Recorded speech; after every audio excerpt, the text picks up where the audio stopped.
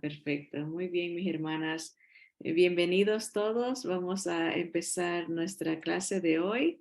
Ah, el, Encontrando a Jesús es el título de esta serie que tenemos y seguimos, nos hemos quedado hecho como una pausa en el personaje de Moisés.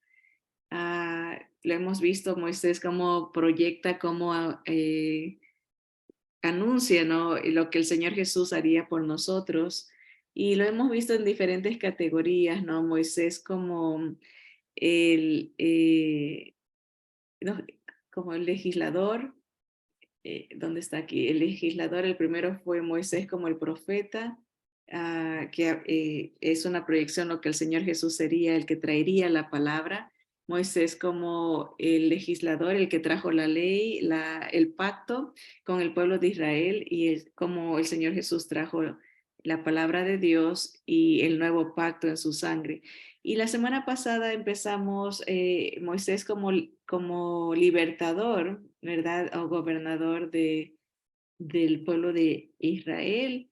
Y cómo eso proyecta lo que el Señor Jesús ha hecho por nosotros como libertador. Y la semana pasada hablamos que Jesús nos libertó del pecado, um, de la condena, ¿no? La paga del pecado es muerte, ¿no? Muerte, separación de Dios con el hombre, ¿no? Eso trajo el pecado, pero Jesús nos liberta de esa separación, hace posible nuestra unión con el Padre a través de su muerte y resurrección. Pues hoy vamos a seguir en ese punto de Jesús como libertador, pero hoy vamos a ver que Jesús nos liberta o nos libertó a través de su muerte y de su sacrificio de la ley. Y vamos a explicar eso un poquito.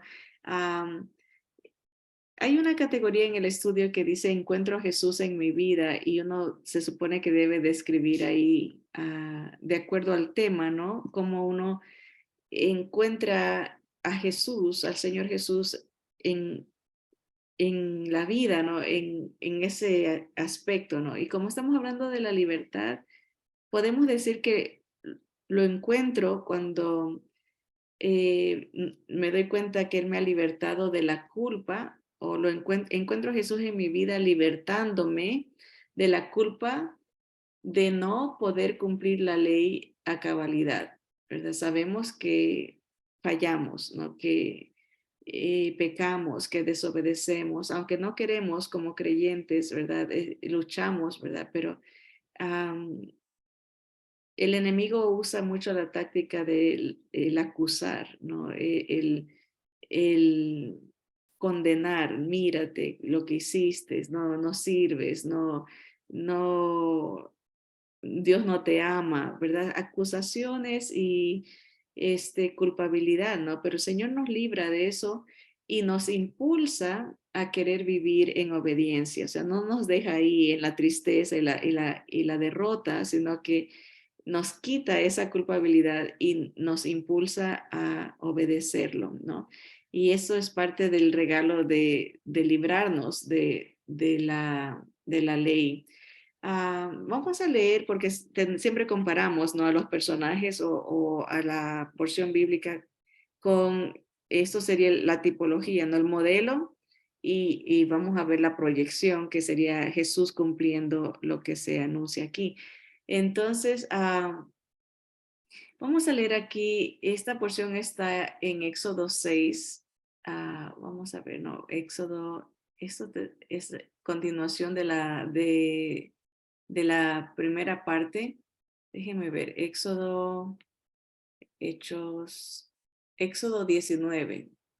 Éxodo 19 en adelante, pero vamos a ver en el versículo 38. Dice, este es aquel Moisés que estuvo en la congregación en el desierto con el ángel que le hablaba en el monte Sinaí con nuestros padres y que recibió palabras de vida que darnos, el cual nuestros padres no quisieron obedecer, sino que le desecharon y en sus corazones se volvieron a Egipto. Perdón, esto es de Hechos 7, esto era el diácono Esteban está explicando lo que hizo Moisés, cómo libertó, Dios lo usó para libertar al pueblo. Y él dice, este es el Moisés que estuvo en la congregación en el desierto con el ángel que le hablaba en el monte Sinaí, el mensajero, y con nuestros padres, y que recibió palabras de vida que darnos, el cual nuestros padres no quisieron obedecer, sino que le desecharon y en sus corazones se volvieron a Egipto. Y hablamos la semana pasada de que el deseo de desobedecer no nace en el corazón.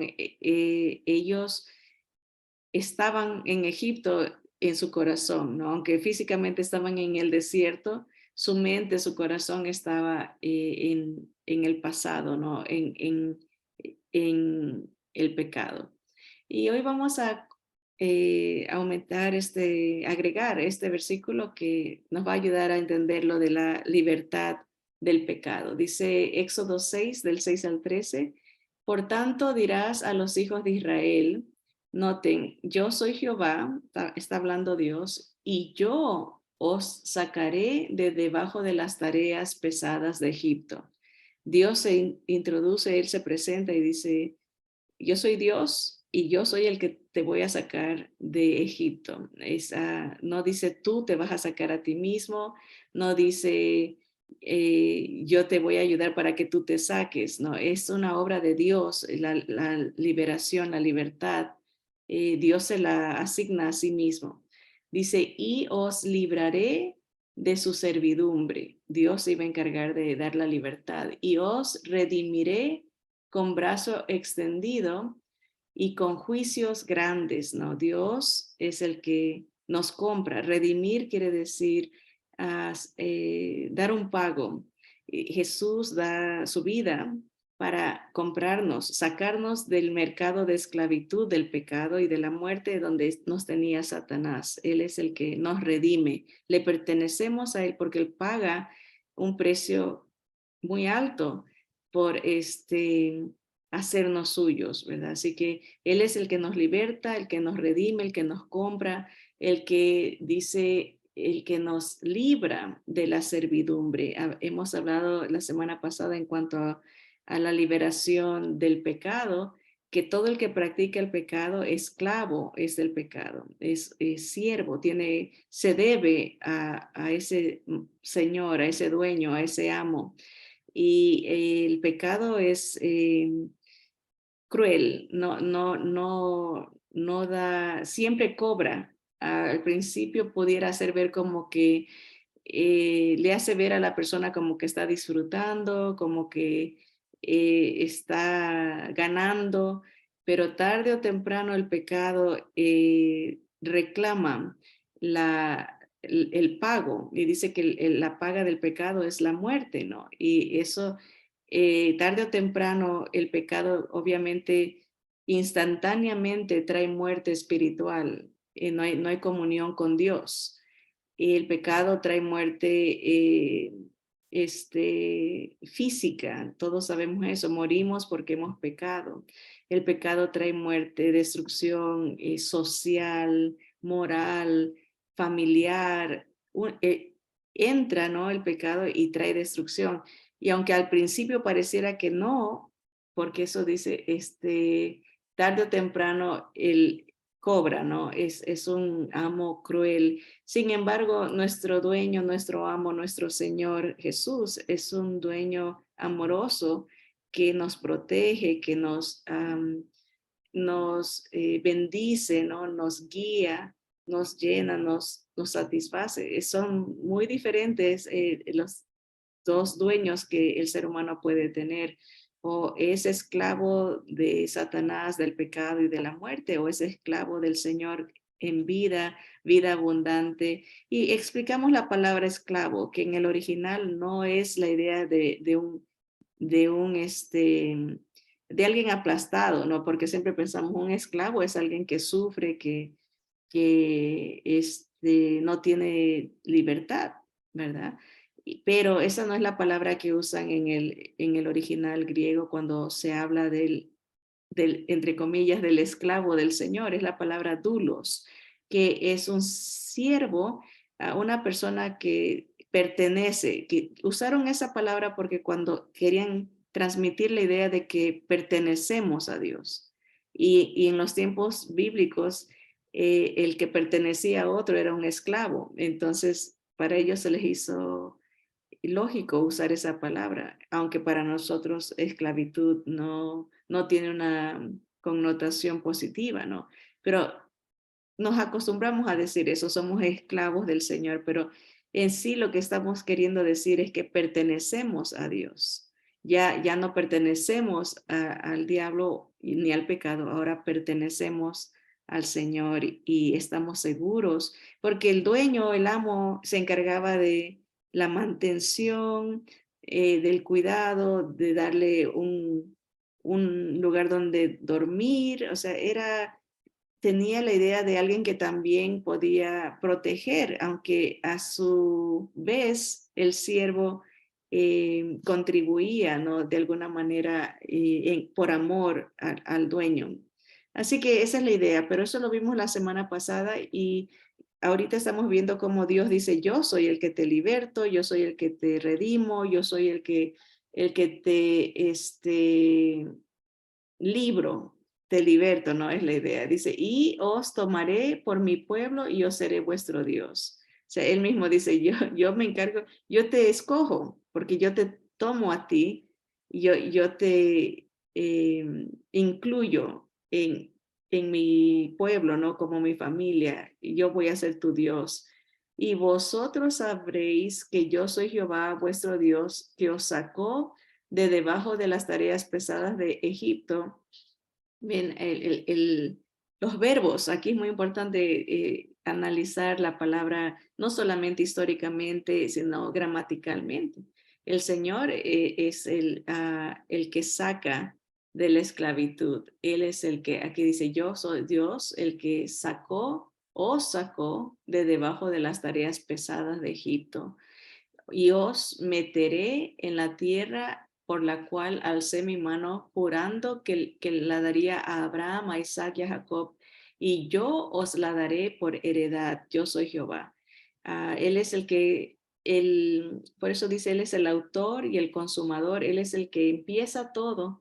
En el corazón de Dios nace el deseo de salvarnos, de libertarnos, de redimirnos, de sacarnos de la tarea pesada, del mundo en el sentido de la opresión espiritual. Él es el que se va a asegurar de que lleguemos a la tierra que Él tiene preparado para nosotros. Todo es obra de Dios. Dios es, aquí todo está, Él no, en ningún momento incluye diciendo, pero tú tienes que hacer esto o hacer el otro. Dios es el autor, Él es el consumador, el que completa todo. Y dice el versículo 9, de esta manera habló Moisés a los hijos de Israel, pero ellos no escuchaban a Moisés a causa de la congoja de espíritu y de la dura servidumbre. Y habló Jehová a Moisés diciendo, entra y habla a Faraón, rey de Egipto, que deje ir de su tierra a los hijos de Israel. Versículo 12 dice, y respondió Moisés delante de Jehová, he aquí los hijos de Israel no me escuchan. ¿Cómo pues me escuchará Faraón siendo yo torpe de labios? Entonces Jehová habló a Moisés y a Aarón y les dio mandamiento para los hijos de Israel y para Faraón, rey de Egipto, para que sacasen a los hijos de Israel de la tierra de Egipto. Pues bien, así se resume la historia de cómo Dios saca al pueblo de Israel, ¿verdad? A través de grandes manifestaciones, de milagros, de, como dice acá, prodigios grandes. ¿Dónde lo leímos? A ver, aquí está. Los redimiré con brazo extendido y con juicios grandes, ¿verdad? Dios obra para libertar a sus elegidos, ¿no? A su pueblo, a través de el poder manifestado en Cristo Jesús, Señor nuestro. Así que ahora vamos a ver la proyección. Jesús, así como Moisés libertó al pueblo de Israel, Dios libertó al pueblo de Israel a través de Moisés, mejor dicho, ¿verdad? No fue Moisés el que los libertó, fue Dios usando a Moisés. Igual Dios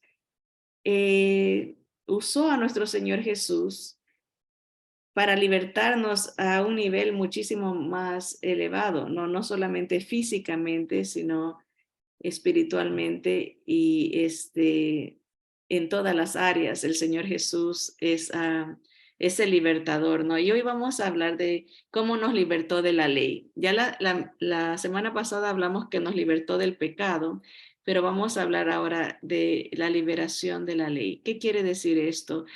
Muy importante, creo que acá lo tengo en este versículo, Juan 8, 46 al 48. El Señor Jesús cumple la ley, no solamente Él la enseñaba, sino que Él la practicaba. Él hizo todo lo que Dios demanda, el Señor lo pudo cumplir. Él vivió una vida perfecta, ¿no? Y dice, el Señor tanto eh, mostró una vida perfecta que Él podía decirle a la gente, ¿quién de ustedes me puede acusar de pecado? ¿Verdad? ¿Quién de ustedes puede redarguirme quién de vosotros me redarguye de pecado? Y me puede sacar en cara algo o voltear el argumento y decir, tú has hecho esto mal. Nadie le podía contestar eso. Dice, pues si digo la verdad, ¿por qué vosotros no me creéis? El que es de Dios, las palabras de Dios oye, y aquí me falta un poquito, oye, por esto no la oís vosotros porque no sois de Dios. Tanta verdad en una frase tan pequeña, ¿verdad? El que es de Dios oye la palabra de Dios, entiende la palabra de Dios, ama la palabra de Dios, desea la palabra de Dios. Pero el que no es de Dios no la entiende, ni siquiera la oye, tiene los oídos tapados espiritualmente hablando, no entra esa palabra para que pueda llegar al corazón y transformarse en fe, en confianza, en dependencia. Porque hay una gran diferencia entre creer y fe, que es muy interesante. Lamentablemente en las versiones, las traducciones que nosotros tenemos, se traduce mucho la palabra como cree. Dice, cree en el Señor Jesucristo y será salvo. Otros dicen, para que todo aquel que en Él cree. No, esa palabra, esa traducción es para todo aquel que en Él confía o depende. Es más profundo, no solamente es un conocimiento intelectual, ¿no? De decir, sí, yo creo. La palabra creer es una palabra bastante mal usada, ¿verdad? Este, uno dice, por ejemplo, yo creo que existió tal persona, yo creo en tal candidato, a veces decimos eso, es como estamos queriendo informar a la gente que hay una dependencia, una confianza, una, una seguridad en esa persona, ¿no? Eso sería fe, o sea, es más diferente y es delicado porque estamos diciendo, la palabra del Señor dice que no debemos de poner fe en nadie en el sentido como para salvación más que en nuestro Señor Jesucristo. Pero aquí este versículo el Señor lo explica, dice, el que es de Dios. Hay un requisito, ¿no? Una condición. Cuando uno es de Dios, tiene la capacidad de escuchar la voz de Dios, no audiblemente, pero entender lo que el Señor está transmitiendo, ¿verdad? Y esto lo explicamos porque no es que estamos diciendo que la ley es mala. La ley de Dios es buena, es perfecta, es maravillosa. Lo que estamos diciendo es que como seres humanos pecaminosos, no podemos cumplirla a cabalidad. Fallamos en una u otra cosa y el Señor dice que el que falla en uno se hace culpable de todo. Entonces, la ley no fue dada para salvarnos, sino para enseñarnos al Salvador, ¿verdad? La ley fue dada para que despertar en nosotros nuestra necesidad de un Salvador. Cuando uno entiende que falla, que es pecador, que es imperfecto, procura, busca, añora a ese Salvador a quien la palabra presenta, ¿verdad? Y eso lo tenemos aquí. ¿Dónde está? Vamos a leer aquí esta porción de Romanos 10, del 1 al 4. Dice la palabra del Señor, que no me deja, ahí está. Hermanos, ciertamente el anhelo de mi corazón y mi oración a Dios por Israel es para salvación. Está hablando el apóstol Pablo. Él quería que sus compatriotas, sus familiares, claro, vengan y conozcan al Señor Jesús, ¿verdad? Él oraba para eso, de que ellos sepan que Jesús era el Mesías, ¿no? Y que se salven. Dice, porque yo les doy testimonio de que tienen celo de Dios, pero no conforme a ciencia. O sea, conocían la palabra de Dios, la habían oído, la enseñaban, la ley enseñaban, los judíos enseñan la ley, pero no conforme al discernimiento y a la sabiduría de Dios, porque no la conectaban con Jesús, sino como reglas, solamente como regulaciones, exigencias, como demandas. Tienes que hacer esto, tienes que hacer el otro, no te olvides de esto y haz el otro. El puro tienes y tienes y tienes que hacer. Y no conectaban que toda esta ley, que toda esta palabra era una revelación de quién vendría a cumplirla, ¿no? Que quién vendría a libertarnos de la culpa de haber fallado, de la culpa de haber quebrantado la ley de Dios. Entonces, Pablo está diciendo, sí saben de la ley, pero no la han interpretado, no tienen celo, procuran y tratan de cumplirla, pero no de acuerdo a ciencia, no al discernimiento, no a la, ¿cómo sería? Al entendimiento de Jesús. Versículo 3 dice, porque ignorando la justicia de Dios, ahí está, no entendían que la justicia de Dios es Cristo. Justicia, ahorita voy a explicar la palabra, lo que significa. Esa es la traducción que nos dan, es la rectitud, lo correcto de Dios. Dios es perfecto. Ignorando la justicia de Dios, que es Cristo Jesús, y procurando establecer la suya propia, no se han sujetado a la justicia de Dios. ¿Quién es la justicia de Dios? Es Jesús. Porque el fin de la ley es Cristo para justicia a todo aquel que cree. Noten, aquí está la palabra justicia repetida 3 veces. No entienden la justicia de Dios, la perfección de Dios. No entienden, no se sujetan. Si reemplazamos la palabra justicia de Dios por Jesús, el Mesías, noten cómo se leería. Dice, porque ignorando al Mesías Jesús y procurando establecer su propia salvación, no se han sujetado a Jesús el Mesías, porque el fin de la ley es Cristo, para que Cristo, para dar justicia, dar perfección, dar salvación, dar justificación a todo aquel que depende del Mesías, a todo aquel que confía en él, a todo aquel que lo confiesa, ¿no? Como su Salvador, como su único Señor y dueño. Así que la meta de la ley no era salvarnos, era anunciar que fallamos y no podemos cumplirla, pero que vendría uno que sí la iba a cumplir y que si uno confiaba en él, si uno dependía de él, si uno venía a él en arrepentimiento y fe, sería declarado inocente, sería declarado justo, sería perfeccionado espiritualmente hablando, ¿no? Algún día nuestro cuerpo también lo será, pero mientras vivamos en esta tierra no estamos luchando con este cuerpo de pecado, de carne. La carne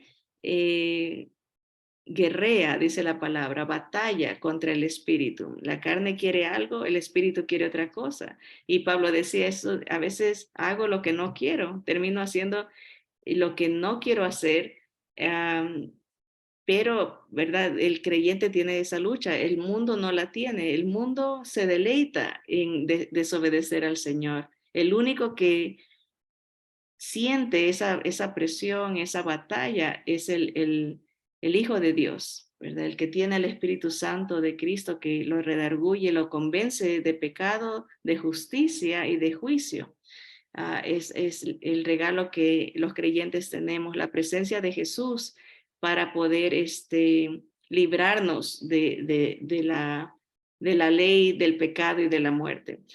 Así que la ley, no me malinterpreten, no estoy diciendo que es mala cuando digo que el Señor nos libró de la ley, nos libra de no poder cumplirla, de la culpa de no poder cumplirla, pero al mismo tiempo nos habilita en el momento que uno tiene el Espíritu Santo de Cristo, nos, nos permite entenderla, nos permite oírla, nos permite valorarla y saber que la ley apunta a Jesús, la perfección de Cristo, y cuando le pedimos que Él sea nuestro Salvador, nuestro dueño, el Espíritu Santo de Jesús viene a nuestra vida para ayudarnos a poder cumplirla, a poder vivirla. Obviamente no a la perfección porque estamos en este cuerpo, pero esa es la batalla del creyente de día a día, ¿no? Tratar de agradar al Señor y obedecer su palabra, no para salvarse, pero porque ya tiene salvación, que es muy diferente. Casi todas las iglesias, y creo yo que es una herencia del catolicismo dentro del protestantismo, porque acuérdense, la iglesia protestante salió de la herencia católica en los años 1500, con la revolución de Martín Lutero, pero quedó con muchas tradiciones, muchas cargas que lo podemos ver, ¿no? En las diferentes denominaciones de la iglesia moderna, ¿no? El siempre lo que ahora le llamamos, bueno, Pablo puso este término, él fue el que lo comenzó, el legalismo, ¿no? El poner la ley primero sobre la gracia, ¿no? Y eso es algo que eh, está en un alto tanto por ciento en las iglesias. El hecho de que tienes que leer la Biblia, tienes que ir a la iglesia, tienes que orar, tienes que ayunar, es un peso de carga que se le pone al creyente cuando en realidad la ley, eso es lo que hace la ley. Tienes que o mueres. Si no haces, mueres. Si no practicas esto, vas a morir. Pero la gracia dice, porque me tienes a mí, lo vas a hacer, lo vas a querer hacer. No es una carga, sino un deseo. Eso es una añoranza. Por ejemplo, al creyente no se le tiene que decir, tienes que leer la Biblia. El creyente va a querer leer la Biblia. ¿Por qué? Porque es el alimento. Díganme ustedes, cuando tienen hambre, ¿qué hacen? Nadie les tiene que decir, coman, miren, sacrifíquense, vayan a comer su plato preferido, hagan el esfuerzo de comer. No, ¿por qué? Porque tiene hambre y quiere comer, desea comer. Igual el creyente no sería un absurdo, es algo que indica el estado de la persona si en verdad tiene al Señor o no. Si alguien no quiere leer la palabra, si alguien no desea congregarse, estar con hermanos, porque la palabra del Señor dice que el Espíritu Santo nos hace bendecir al Señor, nos hace alabar al Señor y uno añora estar reunido para glorificar al Señor. Es un gozo, una consecuencia de ser salvo. No es una obligación, es un placer.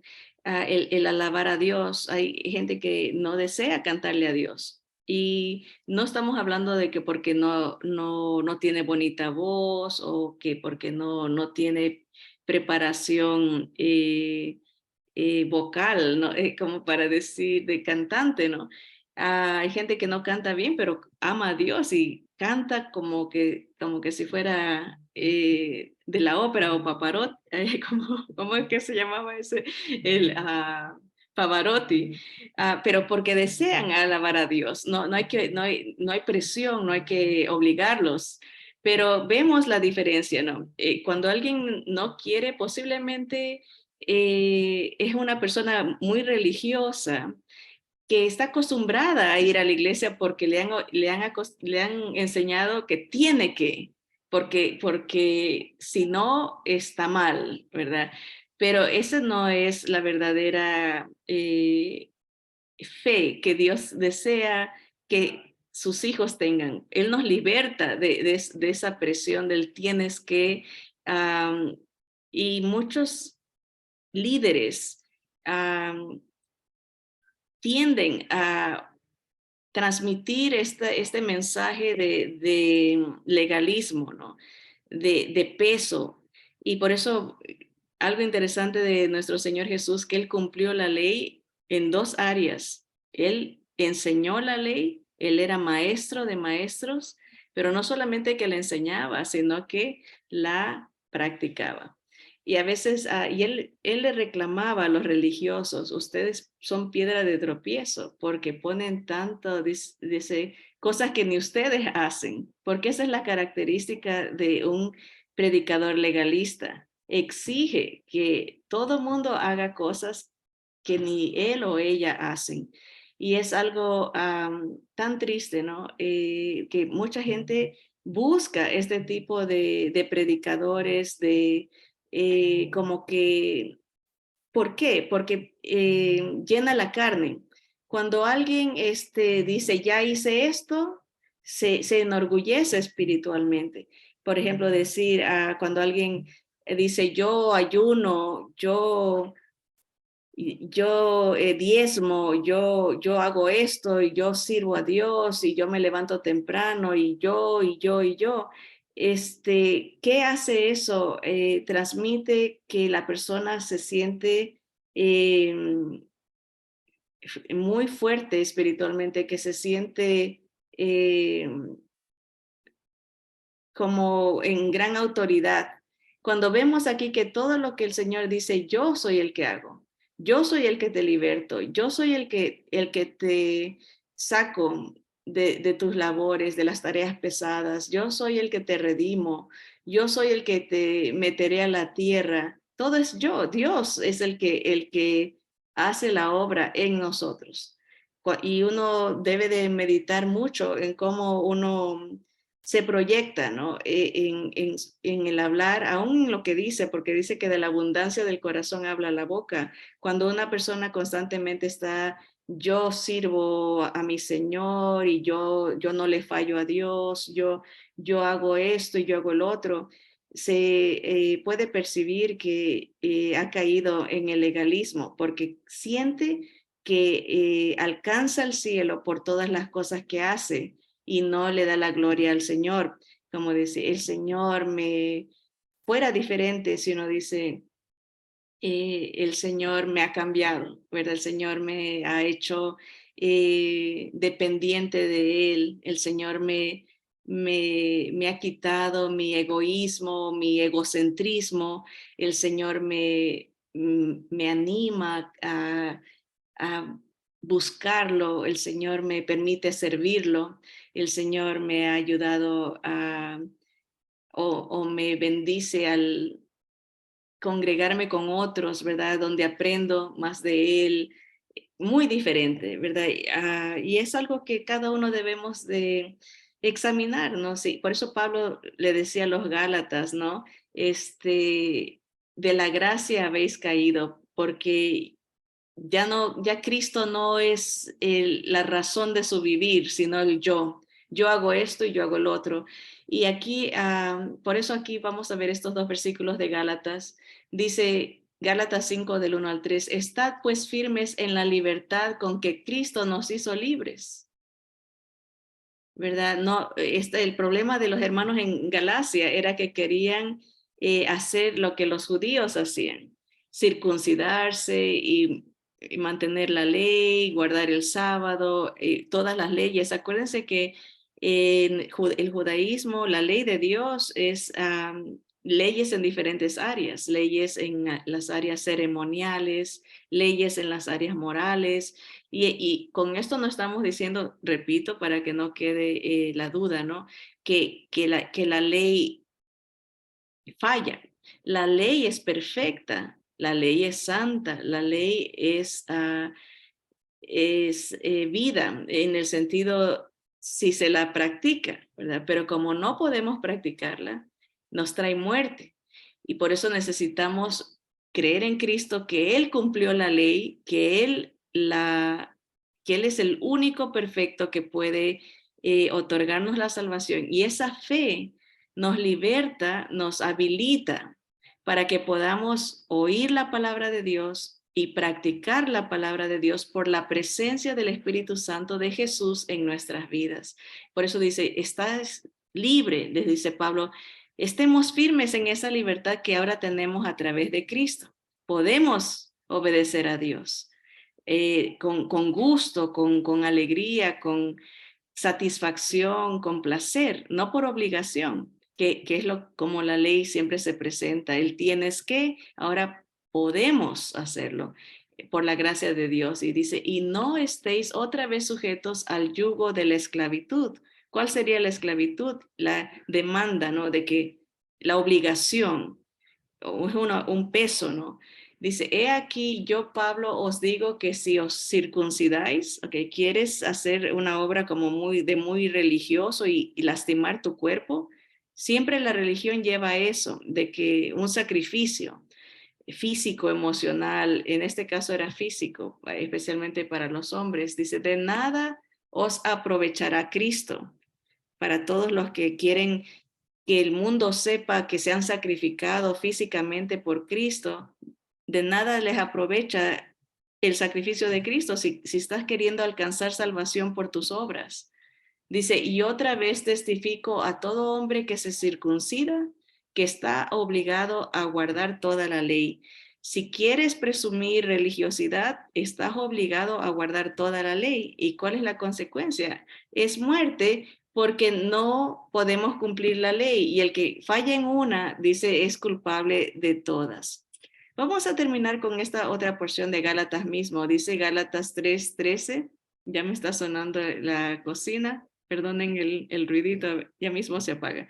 Dice, Cristo nos redimió de la maldición de la ley. Noten, aunque la ley es perfecta y es pura y es santa, hace sabio al que la practica, ¿verdad? Pero viene a ser maldición porque si se falla en uno, se entra, es culpable de todo. O sea, estamos faltos ante la santidad y la perfección de Dios. No estamos completos, es la idea.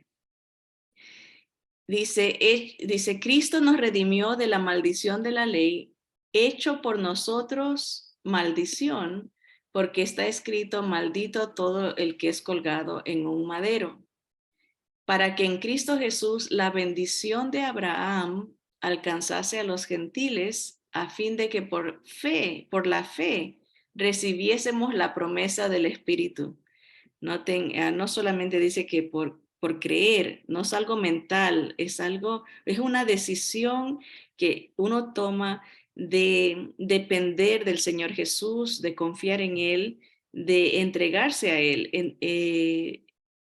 en confianza, como decir, no, ya no voy a confiar en mí para la salvación, ahora confío en Él, ¿verdad? Y eso trae, dice, en el momento que por la fe recibimos la promesa del Espíritu Santo, alcanzamos la promesa que se le fue dado a Abraham, que en Él, por Él vendría nuestro Señor Jesús, podemos ser hijos de Dios, ¿verdad? Hermanos, hablo en términos humanos. Un pacto, aunque sea de hombre, una vez ratificado, nadie lo invalida ni le añade. En otras palabras, el pacto que hace el Señor Jesús a través de su sangre, por su muerte, ¿verdad? Se consuma ese pacto. Nadie lo puede cambiar. Si creemos en Él, estamos seguros, tenemos salvación eterna. Es algo, la fe en Cristo nos trae esa paz, esa confianza de que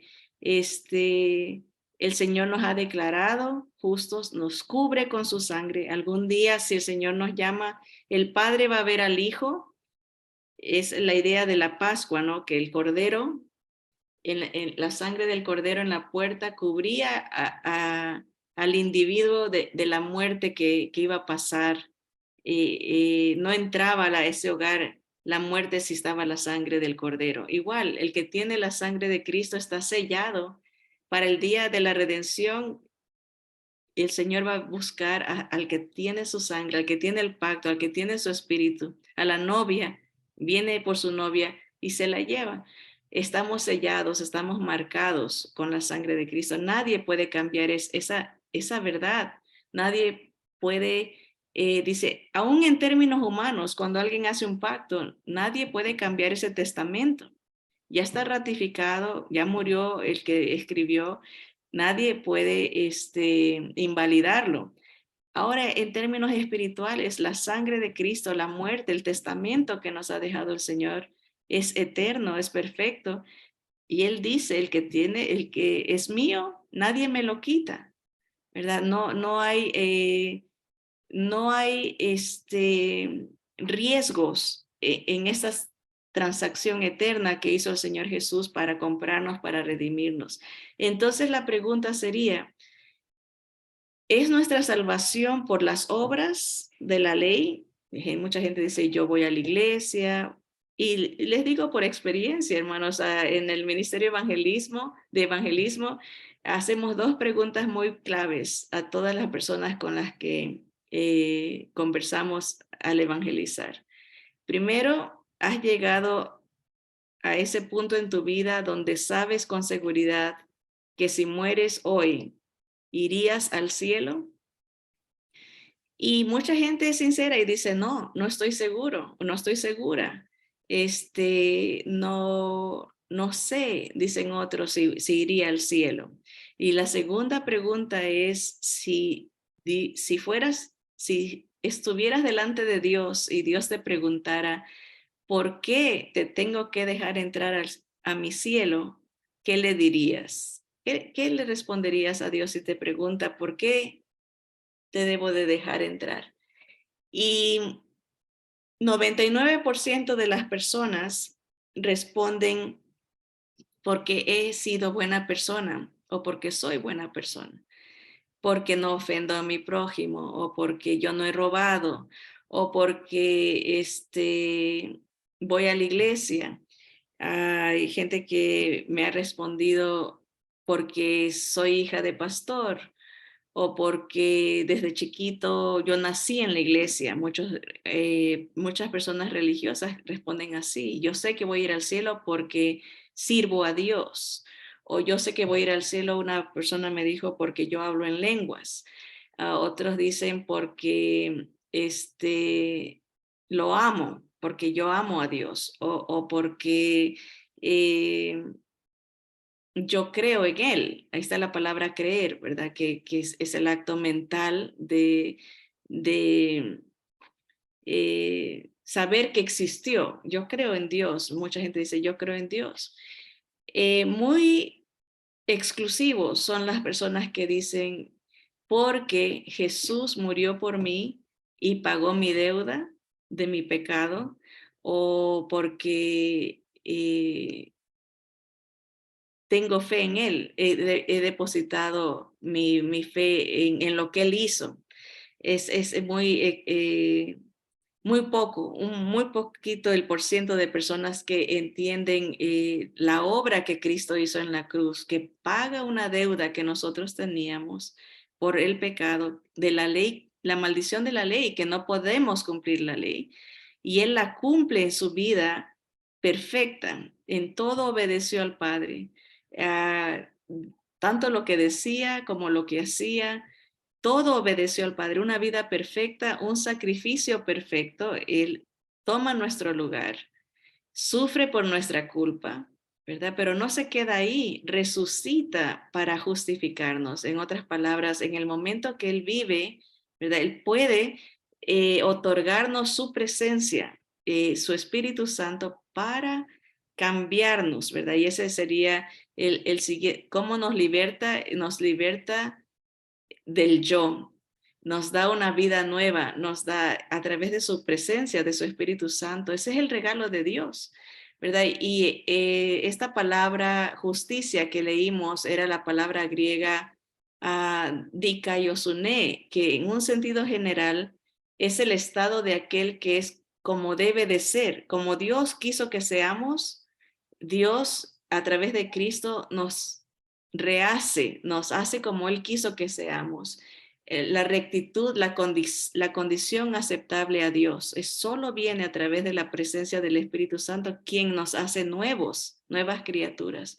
Nos da integridad, virtud, pureza de vida, rectitud. El creyente hace las cosas correctas porque tiene la presencia del Espíritu Santo.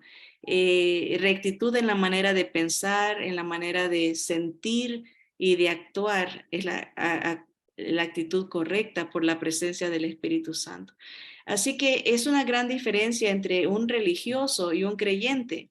Es una gran diferencia entre alguien que depende de sí mismo, de las cosas que hace, o depende de la obra perfecta hecha por nuestro Señor Jesús en la cruz. El uno no tiene vida, él está, como decía Pablo acá, de nada le aprovecha el Señor Jesús porque sigue confiando en sí mismo. El otro tiene una paz tremenda porque su salvación no está basada en sus propios esfuerzos, sino que está basada en la fe de aquel que lo hizo todo, aquel que vivió la vida perfecta por nosotros y quien nos puede redimir, comprar, nos puede salvar, nos puede rescatar de la esclavitud del yo, de nosotros mismos, de la carne, de la muerte. Esa fe en Cristo salva. Hay muchos tipos de fe, fe intelectual, como hemos visto esta palabra nomás creer. Dice la Biblia que hasta los demonios creen. O sea que creer no es algo fabuloso. Creer, los demonios creen en Dios y no se van a salvar. Mucha gente cree en Dios. Los demonios tienen más fe, le podríamos llamar esta fe intelectual, que un ser humano, porque hay humanos que dicen que no creen en Dios y los demonios sí. Los demonios saben que Dios existe y saben que Dios los va a juzgar. Esa es una fe intelectual. Aquí un conocimiento. Y el conocimiento no es lo mismo que una fe.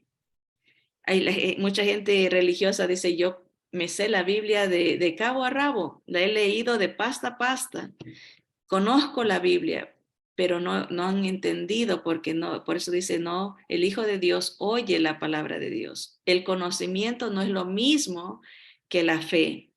Por eso es muy peligroso y también lo digo por experiencia, yo nací en un hogar cristiano, como se dice, eso por costumbre, ¿verdad? Aunque la fe no viene por contagio ni por herencia. Y el conocimiento de la palabra siempre ha estado ahí, pero llega un momento en que uno tiene que rendir este conocimiento a una aceptación a Cristo. Solo Cristo salva. Y eso se va a ver en nuestra manera de hablar, como digo, y de vivir y las decisiones, por ejemplo, y confesiones. Si uno dice, yo sé que me voy a ir al cielo porque siempre he sido cristiana, o yo me voy a ir al cielo porque yo sirvo a Dios. Eso habla de una persona que no ha entendido el evangelio verdadero de Cristo. Solo Cristo salva.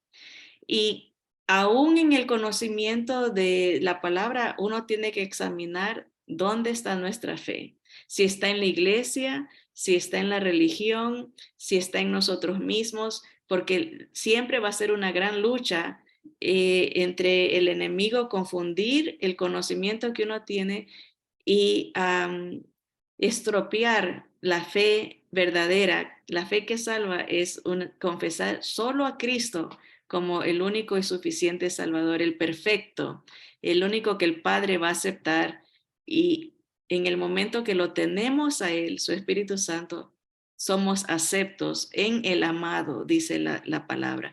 Así que es un llamado, dice Pablo, decía que nos examinásemos si estamos en la fe de Cristo.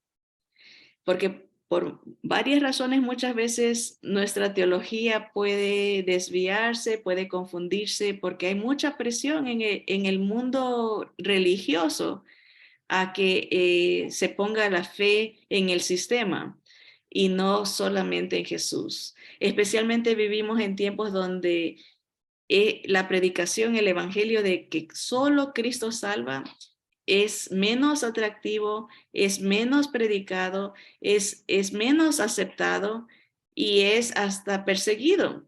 Estamos viviendo tiempos en que este evangelio no es popular. Se considera hablar de que solo Cristo salva algo cerrado, algo eh, molesto para la gente que alguien predique que solo Jesús salva. Y sin embargo, dice las Escrituras que solo hay un camino, solo hay una verdad y solo hay una vida, ese es Jesús. Él es el que nos da la vida aceptable al Padre.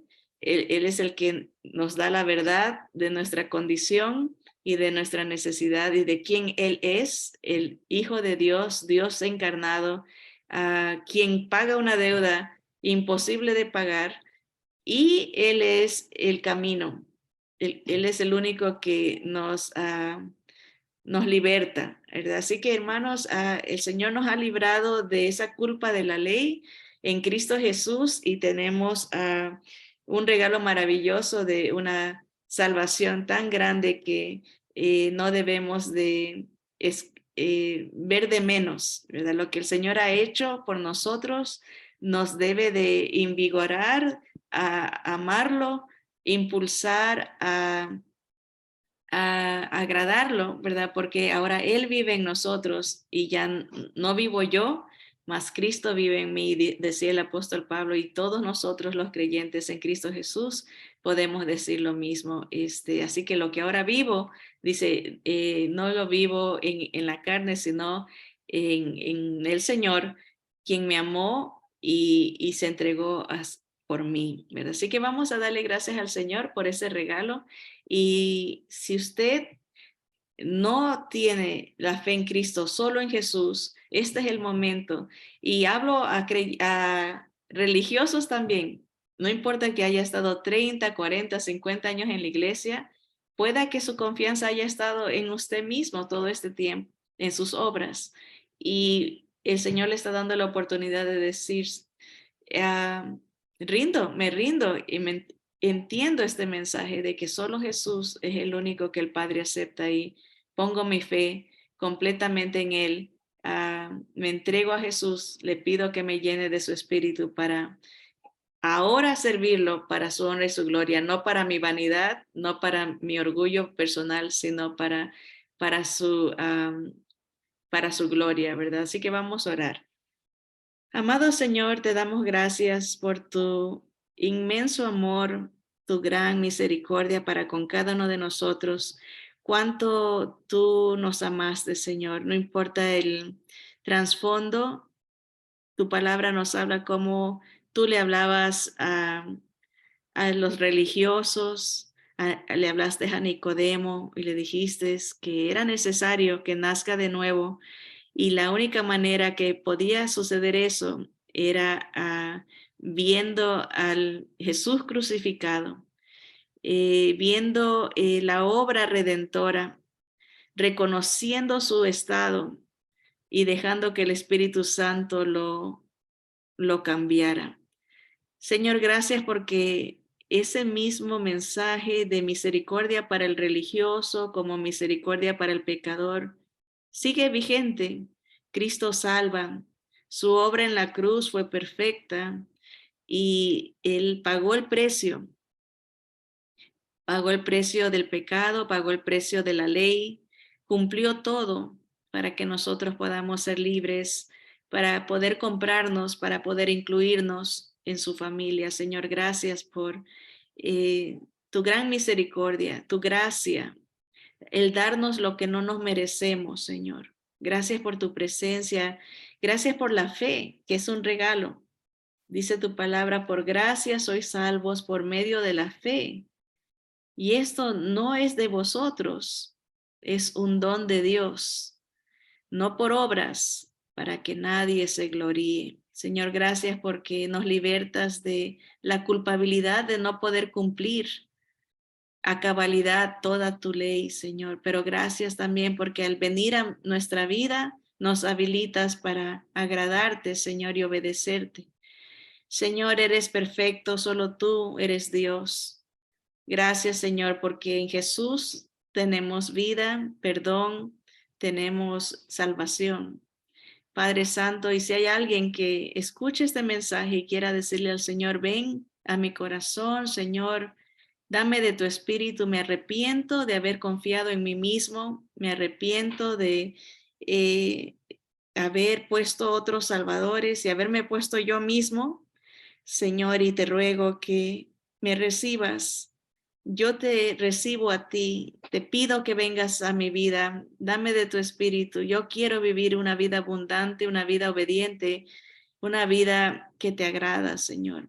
Para tu honra y tu gloria, Señor, pedimos esto en el nombre poderoso de nuestro Señor Jesús. Amén y amén. Bien, mis hermanas, gracias. Saludos a nuestros hermanos en el Ecuador, Teresita, y más hermanos que nos sintonizan. A veces cuando le ponen un me gusta puedo ver sus nombres. A veces cuando ya apago la grabación me doy cuenta quién escuchó y perdonen si no los saludo. Gracias, hermana Yolanda, que nos escucha desde Adelanto, California, y hermanas alrededor aquí en otras ciudades de California. Gracias por su sintonía. Que el Señor las bendiga y adelante con Cristo. Ok, que tengan buen día. Bien, mis hermanas, igualmente a ustedes, déjenme a ver aquí parar.